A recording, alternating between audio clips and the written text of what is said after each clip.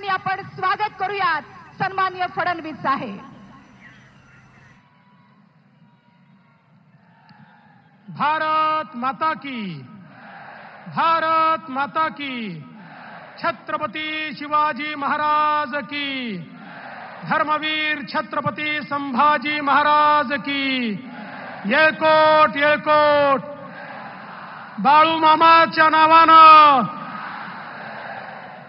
मंचावर उपस्थित असलेले अखिल विश्वातील सर्वाधिक लोकप्रिय नेते, आपल्या सर्वांचे नेते आणि भारताचे प्रधानमंत्री माननीय नरेंद्र मोदीजींचं आपल्या सगळ्यांच्या वतीनं मी या ठिकाणी स्वागत करतो.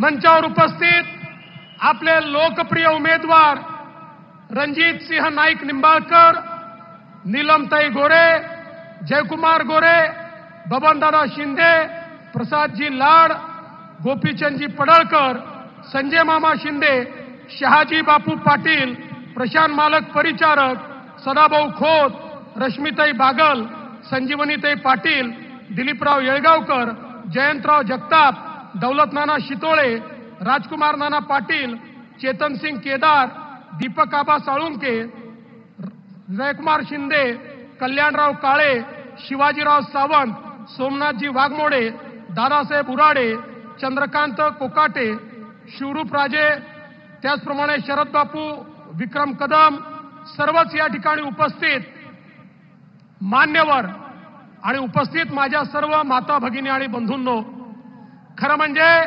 इतक्या विराट संख्येने आपण सगळे लोक या ठिकाणी एकत्रित आला आहात. माझ्या मनात कुठलीही शंका नाही, पुन्हा एकदा म्हाडा मतदारसंघातनं रणजित सिंग नाईक निंबाळकरच निवडून येणार. बंधू भगिनींनो, रणजित सिंग नाईक निंबाळकरांनी माननीय मोदी साहेबांच्या आशीर्वादाने जे जे शब्द दिले होते ते शब्द या ठिकाणी पूर्ण केले.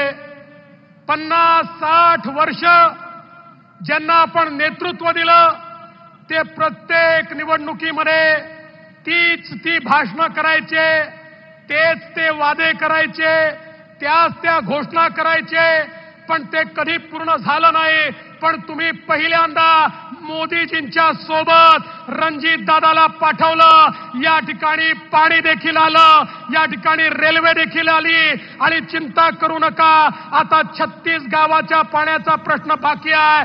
हा माझा तुम्हाला शब्द आहे.